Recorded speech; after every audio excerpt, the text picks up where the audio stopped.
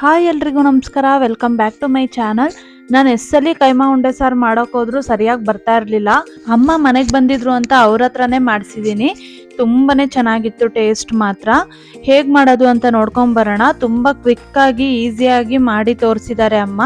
ಇವಾಗ ನಾನಿಲ್ಲಿ ಮಸಾಲೆನ ರೆಡಿ ಮಾಡಿ ಇಟ್ಕೊಂಡಿದ್ದೀವಿ. ಏನೇನು ಹಾಕಬೇಕು ಅಂತ ತೋರಿಸ್ತಾ ಇದ್ದೀನಿ. ಇವಾಗ ತೆಂಗಿನಕಾಯಿ ಒಂದು ಫುಲ್ಲು ದೊಡ್ಡ ಸೈಜು ತೆಂಗಿನಕಾಯಿ ತುರಿದು ಎತ್ತಿಟ್ಕೊಂಡಿದ್ದೀವಿ.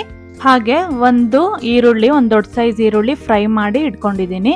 1 ಸ್ಪೂನ್ ಆಗುವಷ್ಟು ಕಾಳುಮೆಣಸು, 2 ಸ್ಪೂನ್ ಆಗುವಷ್ಟು ಧನಿಯಾ ಪುಡಿ, ಒಂದು 10ರಿಂದ 15 ಮೆಣಸಿನ್ಕಾಯಿ ಖಾರ ಇರೋದು, ಹಾಗೆ ಶುಂಠಿ 1 ಇಂಚ್ ಆಗುವಷ್ಟು, 2 ಗೆಡ್ಡೆ ಬೆಳ್ಳುಳ್ಳಿ, ಒಂದು 7ರಿಂದ 8 ಲವಂಗ, ಒಂದು 2 ಎಲೆ ಚಕ್ಕೆ, ಹಾಗೆ 1 ಕಟ್ಟಾಗುವಷ್ಟು ಕೊತ್ತಂಬರಿ ಸೊಪ್ಪು, ಅರ್ಧ ಕಪ್ಪು ಹುರ್ಗಡ್ಲೆ, 1 ಹುಳಿ ಟೊಮ್ಯಾಟೊ ತೊಗೊಂಡಿದ್ದೀನಿ, ಅರ್ಧ kg ಕೈಮಾ ತೊಗೊಂಡಿದ್ದೀನಿ. ಇವಾಗ ಹೇಗೆ ಮಾಡೋದು ಅಂತ ನೋಡ್ಕೊಂಬರೋಣ. ಇವಾಗ ಅಮ್ಮ ಮಾಡೋ ಮೆಥಡನ್ನು ನಾನು ತೋರಿಸ್ತಾ ಇದ್ದೀನಿ. ಒಬ್ಬೊಬ್ರು ಒಂದೊಂದು ಮೆಥಡಲ್ಲಿ ಮಾಡ್ತಾರೆ. ಅಮ್ಮ ಮಾಡೋ ಮೆಥಡನ್ನು ನಾನು ತೋರಿಸ್ತಾ ಇದ್ದೀನಿ. ಇವಾಗ ನಾವೇನು ಮಸಾಲೆ ಎತ್ತಿಡ್ಕೊಂಡಿದ್ವಲ್ವ ಅದೆಲ್ಲ ಮಿಕ್ಸ್ ಮಾಡ್ಕೋಬೇಕು. ಎಲ್ಲದು ಕೊತ್ತಂಬರಿ ಹಾಗೆ ಹುರ್ಗಡ್ಲೆ ಟೊಮ್ಯಾಟೊ ಒಂದು ಬಿಟ್ಟು ಮತ್ತೆಲ್ಲ ಮಿಕ್ಸ್ ಮಾಡ್ಕೋಬೇಕು. ಯಾಕಂದರೆ ಅದು 2 ಭಾಗ ಮಾಡ್ಕೋಬೇಕು. ಒಂದು ಗ್ರೇವಿಗೆ ಮಸಾಲೆ, ಇನ್ನೊಂದು ಕೈಮಾಗೆ ಮಸಾಲೆ. ಅದಕ್ಕೋಸ್ಕರ ಇದೆಲ್ಲ ಚೆನ್ನಾಗಿ ಮಿಕ್ಸ್ ಮಾಡ್ಕೋಬೇಕು. ಯಾಕಂದರೆ ಶುಂಠಿ ಬೆಳ್ಳುಳ್ಳಿ ಎಲ್ಲ ಒಂದೇ ಸಲಿಗೆ ಮಿಕ್ಸ್ ಆಗಬೇಕು. ಅದಕ್ಕೋಸ್ಕರ ಮಿಕ್ಸ್ ಮಾಡ್ಕೊಂಡು ಇವಾಗ ಮಿಕ್ಸಿ ಜಾರಿಗೆ ಸ್ವಲ್ಪನೇ ಹಾಕ್ಬಿಟ್ಟು ರುಬ್ಕೋಬೇಕಾಗತ್ತೆ. ಯಾವುದೇ ರೀತಿ ನೀರು ಹಾಕೋದು ಬೇಡ. ಹಾಗೇನೆ ಸ್ವಲ್ಪ ತರಿಯಾಗಿ ರುಬ್ಕೋಬೇಕಾಗತ್ತೆ. ನೀರು ಹಾಕಿದ್ರೆ ಕೈಮಾ ಉಂಡೆ ಸರಿಯಾಗಿ ಬರಲ್ಲ. ನೋಡಿ ಇಲ್ಲಿ ಈ ಥರ ಮಿಕ್ಸಿನ ರೆಡಿ ಮಾಡ್ಕೊತಾ ಇದ್ದಾರೆ. ಮಸಾಲೆನ ನೋಡಿ ಈ ಥರ ತರಿಯಾಗಿ ರುಬ್ಕೊಂಡಿದ್ದಾರೆ. ಯಾವುದೇ ರೀತಿ ನೀರು ಹಾಕ್ತಾ ಇಲ್ಲ, ಹಾಗೇನೆ ರುಬ್ಕೊಂಡಿದ್ದಾರೆ. ಈಗ ಇದನ್ನ ಎಲ್ಲ ಮಸಾಲೆನೂ ಒಂದೇ ಸಲಿಗೆ ಇದೇ ಥರ ತರಿಯಾಗಿ ರುಬ್ಕೋಬೇಕು. ರುಬ್ಕೊಂಡು ಒಂದು ಸೈಡಿಗೆ ಎತ್ತಿಡ್ಕೋಬೇಕು ಎಲ್ಲ ಮಸಾಲೆನೂ. ಇವಾಗ ಹುರ್ಗಡ್ಲೆನೂ ಕೂಡ ಮಿಕ್ಸಿ ಮಾಡಿ ಅದನ್ನು ಕೂಡ ನೈಸಾಗಿ ರುಬ್ಕೊಂಡು ಎತ್ತಿಡ್ಕೋಬೇಕು. ಇವಾಗ ಎಲ್ಲ ಮಸಾಲೆನೂ ರೆಡಿ ಆಗಿದೆ. ಈ ಮಸಾಲೆಯಲ್ಲೇ ನಾವು ಭಾಗ ಮಾಡ್ಕೋಬೇಕು. ಕೈಮಾಗೆ ಒಂದು 1/4 ಭಾಗದಷ್ಟು ಮಸಾಲೆ ಹಾಕ್ಕೋಬೇಕು.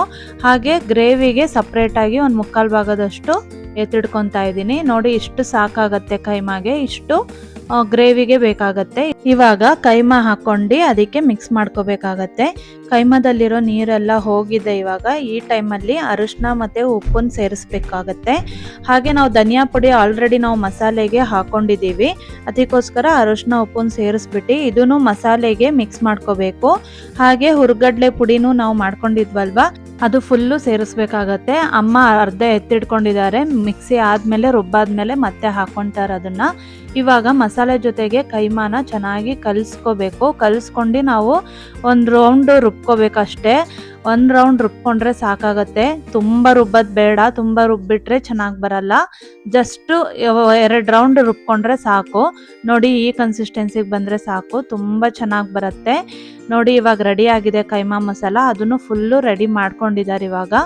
ಇವಾಗ ಆ ಉಳಿದಿರೋ ಮಸಾಲೆ ಇತ್ತಲ್ವ ಅದನ್ನು ಮಿಕ್ಸಿ ಜಾರಿಗೆ ಹಾಕ್ಕೊಂಡು ಅದನ್ನು ಸ್ವಲ್ಪ ನುಣ್ಣಗೆ ರುಬ್ಕೋಬೇಕಷ್ಟೇ. ತುಂಬಾ ನೈಸ್ ಮಾಡಬಾರ್ದು, ಮೀಡಿಯಮಾಗಿ ಮಾಡ್ಕೋಬೇಕು. ಜೊತೆಗೆ 1 ಟೊಮ್ಯಾಟೊ ನಾವು ಎತ್ತಿಟ್ಕೊಂಡಿದ್ವಲ್ವ ಅದನ್ನು ಕೂಡ ಸೇರಿಸ್ತಾ ಇದ್ದಾರೆ. ಅದನ್ನು ಸೇರಿಸ್ಕೊಂಡು ಸ್ವಲ್ಪ ನೀರು ಹಾಕ್ಕೊಂಡು, ಇದಕ್ಕೇನು ಇವಾಗ ನೀರು ಹಾಕಿದ್ರೂ ಪರವಾಗಿಲ್ಲ, ನೀರು ಹಾಕ್ಕೊಂಡು ಚೆನ್ನಾಗಿ ನುಣ್ಣಗೆ ರುಬ್ಕೋಬೇಕಾಗತ್ತೆ. ತುಂಬ ನುಣ್ಣಗೆ ಏನು ಬೇಡ. ಅದನ್ನು ರುಬ್ಕೊಂಡು ಸೈಡಿಗೆ ಎತ್ತಿಡ್ಕೊಂಡಿದ್ದೀವಿ. ಇವಾಗ ಕೈಮಾ ಉಂಡೆ ಮಾಡ್ಕೋಬೇಕಾಗತ್ತೆ. ಎಣ್ಣೆ ಹಚ್ಕೊಂಡು ಕೈಗೆ ಕೈಮಾ ಉಂಡೆನ ರೆಡಿ ಮಾಡ್ಕೊತಾ ಇದ್ದೀವಿ. ಇವಾಗ ನಿಮಗೆ ಸೈಜ್ ಎಷ್ಟು ಬೇಕೋ ಅಷ್ಟು ನೋಡ್ಕೊಂಡು ಮಾಡ್ಕೋಬೋದು. ನಾವಿಲ್ಲಿ ಮೀಡಿಯಮ್ ಆಗಿ ಮಾಡ್ತಾ ಇದ್ದೀವಿ. ಕೈಮಾ ಮಾಡೋಕ್ಕೆ ಕಷ್ಟ ಅನ್ನೋರು ಈ ಸಿಂಪಲ್ ಮೆಥಡನ್ನು ನೋಡ್ಕೊಂಡು ಮಾಡ್ಕೊಳ್ಳಿ, ತುಂಬಾ ಚೆನ್ನಾಗಿ ಬರುತ್ತೆ. ಇವಾಗ ನೋಡಿ ಎಲ್ಲ ಕೈಮಾ ಉಂಡೆನೂ ನಾವು ರೆಡಿ ಮಾಡಿ ಇಟ್ಕೊಂಡಿದ್ದೀವಿ. ಈಗ ಅರ್ಧ kgಗೆ 25ರಿಂದ 28 ಆಗೋಷ್ಟು ಉಂಡೆ ರೆಡಿ ಆಗಿರುತ್ತೆ. ಆ ಸೈಜ್ ಮೇಲೆ ಡಿಪೆಂಡ್ ಆಗಿರುತ್ತೆ. ಇವಾಗ ನೋಡಿ ಈಗೆಲ್ಲ ರೆಡಿ ಆಗಿದೆ. ತೋರಿಸ್ತಾ ಇದ್ದಾರೆ ನೋಡಿ ನಿಮಗೆ. ಇವಾಗ ಇದಕ್ಕೆ ಒಗ್ಗರಣೆಗೆ ನಾನು ಮೆಂತ್ಯ ಸೊಪ್ಪನ್ನ ಕಟ್ ಮಾಡ್ತಾ ಇದ್ದೀನಿ. ಒಂದು ಕಟ್ಟಲ್ಲಿ ಒಂದು ಅರ್ಧ ಕಟ್ಟು ತೊಗೊಂಡ್ರೆ ಸಾಕು, ಒಂದು ಅರ್ಧ kgಗೆ. ಇಲ್ಲಾಂದರೆ ಕಹಿ ಬಂದುಬಿಡತ್ತೆ. ಮೆಂತ್ಯ ಸೊಪ್ಪು ಚೆನ್ನಾಗಿ ಸಣ್ಣದಾಗಿ ಕಟ್ ಮಾಡಿ ಎತ್ತಿಡ್ಕೊತಾ ಇದ್ದೀನಿ. ಇವಾಗ ನಾವು ಕೈಮಾನ ಒಗ್ಗರಣೆ ಕೊಡಬೇಕಾಗತ್ತೆ.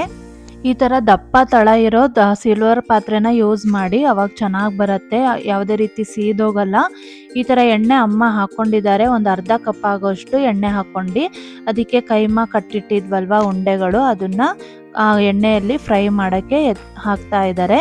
ಈ ಕೈಮಾ ಉಂಡೆ ಗ್ರೇವಿ ಥರನೂ ಮಾಡ್ಕೋಬೋದು, ನೀವು ಸಾರು ಥರನೂ ಮಾಡ್ಕೋಬೋದು. ಗಟ್ಟಿ ಮಾಡಿದ್ರೆ ದೋಸೆಗೆ ಹಾಗೆ ರೊಟ್ಟಿಗೆ ಚಪಾತಿಗೆಲ್ಲ ತುಂಬ ಚೆನ್ನಾಗಿರುತ್ತೆ. ಸಾರು ಥರ ಮಾಡಿದ್ರೆ ನೀವು ಮುದ್ದೆಗೆ ಬೇಕಾದರೂ ಯೂಸ್ ಮಾಡ್ಬೋದು, ತುಂಬ ಚೆನ್ನಾಗಿರುತ್ತೆ. ಈಗ ಎಲ್ಲ ಕೈಮಾ ಉಂಡೆನೂ ಸೇರಿಸಿದ್ದಾರೆ. ಅದ್ರ ಮೇಲೆ ಮೆಂತ್ಯ ಸೊಪ್ಪು ಕಟ್ ಮಾಡಿ ಇಟ್ಕೊಂಡಿದ್ವಲ್ವ ಅದು ಕೂಡ ಸೇರಿಸ್ತಾ ಇದ್ದಾರೆ. ತುಂಬಾ ಏನು ಸೊಪ್ಪು ಸೇರ್ಸೋದು ಬೇಡ, ಅರ್ಧ ಕಟ್ ಆಗೋಷ್ಟು ಹಾಕಿದ್ರೆ ಸಾಕಾಗುತ್ತೆ. ಇವಾಗ ಮುಚ್ಚಳ ಮುಚ್ಚಿ ಬೇಯಕ್ಕೆ ಬಿಟ್ಬಿಡಬೇಕು. ಮೀಡಿಯಮ್ ಫ್ಲೇಮಲ್ಲಿ ಇಟ್ಟು ಮುಚ್ಚಳ ಮುಚ್ಚಿ ಒಂದು 5ರಿಂದ 10 ನಿಮಿಷ ಅದು ಅವಾಗವಾಗ ಚೆಕ್ ಮಾಡ್ತಾ ಇರಬೇಕು. ನೋಡಿ ಮುಚ್ಚಳ ಮುಚ್ಚಿ ಬೇಯಿಸ್ತಾ ಇದ್ದೀನಿ, ಅವಾಗವಾಗ ಚೆಕ್ ಮಾಡ್ತಾ ಇರಬೇಕು. ಈಗ ನೋಡಿ ನೀರೆಲ್ಲ ಹೋಗಿದೆ ಕೈಮಾದು, ಬರೀ ಎಣ್ಣೆ ಮಾತ್ರ ಬಿಟ್ಟಿದೆ.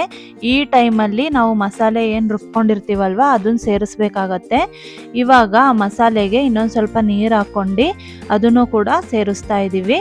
ಅದು ಗ್ರೇವಿ ಟೈಪಲ್ಲಿ ಬೇಕಂದರೆ ಗ್ರೇವಿ ಟೈಪ್ ಮಾಡ್ಕೊಳ್ಳಿ, ಇಲ್ಲ ಸಾರು ಬೇಕು ಅಂದರೆ ಸ್ವಲ್ಪ ತೆಳುಗೆ ಮಾಡ್ಕೊಳ್ಳಿ. ನಾನು ಗ್ರೇವಿ ಟೈಪ್ ಮಾಡಿ ತೋರಿಸ್ತಾ ಇದ್ದೀನಿ. ರೊಟ್ಟಿಗೆ, ಚಪಾತಿಗೆ, ಪೂರಿಗೆ, ದೋಸೆಗಂತೂ ಸಖತ್ತಾಗಿರುತ್ತೆ.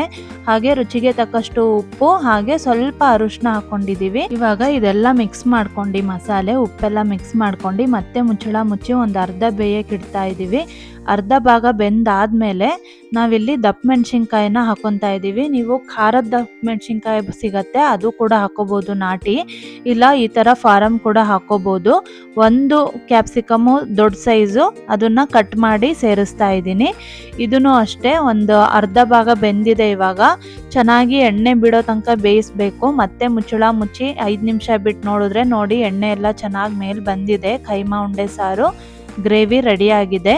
ತುಂಬಾ ಚೆನ್ನಾಗಿರುತ್ತೆ, ತುಂಬಾ ಟೇಸ್ಟಿಯಾಗಿರುತ್ತೆ. ನೀವು ಟ್ರೈ ಮಾಡಿ, ಈ ಥರ ಮೆಥಡಲ್ಲಿ ಟ್ರೈ ಮಾಡಿ, ತುಂಬಾ ಚೆನ್ನಾಗಿ ಬರುತ್ತೆ. ನೋಡಿ ಉಂಡೆ ಎಲ್ಲ ಯಾವುದೇ ರೀತಿ ಬ್ರೇಕ್ ಆಗಿಲ್ಲ, ತುಂಬಾ ಚೆನ್ನಾಗಿ ಬಂದಿದೆ. ಈ ರೆಸಿಪಿ ನಿಮಗೆ ಇಷ್ಟ ಆದರೆ ದಯವಿಟ್ಟು ಲೈಕ್ ಮಾಡಿ, ಶೇರ್ ಮಾಡಿ, ಕಮೆಂಟ್ ಮಾಡಿ. ಹಾಗೆ ನಮ್ಮ ಚಾನಲ್ಸ್ ಹೊಸದಾಗಿ ನೋಡ್ತಾ ಇದ್ದರೆ ದಯವಿಟ್ಟು ಸಬ್ಸ್ಕ್ರೈಬ್ ಮಾಡ್ಕೊಳ್ಳಿ. ಇನ್ನೂ ಈಸಿ ಆ್ಯಂಡ್ ಟೇಸ್ಟಿ ರೆಸಿಪಿಗೋಸ್ಕರ ನಮ್ಮ ಪೇಜ್ನ ಫಾಲೋ ಮಾಡಿ.